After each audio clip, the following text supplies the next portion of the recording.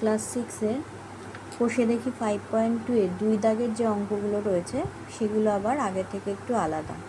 এগুলোকে কথায় দেওয়া আছে, সংখ্যায় লিখতে হবে। তাহলে চটপট আমরা এগুলো করে নিই। এক্স ও 7-এর যোগফল, তাহলে কিভাবে লিখবো সেটাকে? X plus 7। তারপরে দেওয়া আছে ওয়াই থেকে 9 বিয়োগ, তার মানে ওয়াই বিয়োগ 9। তারপরে দেওয়া আছে একে 3 দিয়ে গুণ, তার মানে 3 আর এর গুণফল, সেটাকে আমরা লিখব 3a হিসেবে, আর গুণ চিহ্ন দেব না মাঝখানে। তারপরে রয়েছে এক্স 13 এর চেয়ে বড়, তাহলে কে বড়? এক্স। কার থেকে বড়? 13 এর থেকে, তাই সেখানে চিহ্নটা হবে গ্রেটার দ্যান।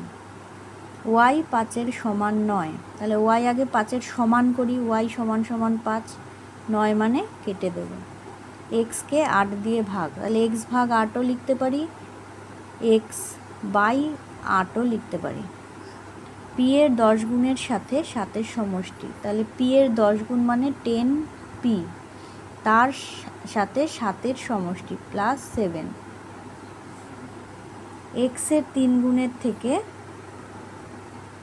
8 বিয়োগ, তাহলে আগে এক্সের 3 গুণ করি, এক্সের 3 গুণ মানে 3x, তার থেকে 8 বিয়োগ -8। তারপর আছে এক্স ও ওয়াইয়ের যোগফল, তাহলে এক্স প্লাস ওয়াই। তারপরে দেওয়া আছে এক্স ও ওয়াইয়ের গুণফল, তার মানে এক্স ইন্টু ওয়াই, মানে এক্স ওয়াই লিখে দেবো পাশাপাশি। এক্স ওয়াইয়ের চেয়ে ছোটো, তাহলে এক্স ছোটো কার থেকে? ওয়াইয়ের থেকে, লেস দ্যান। আর বি 8-এর থেকে ছোট নয়, তার মানে বি আগে 8-এর থেকে ছোট করব,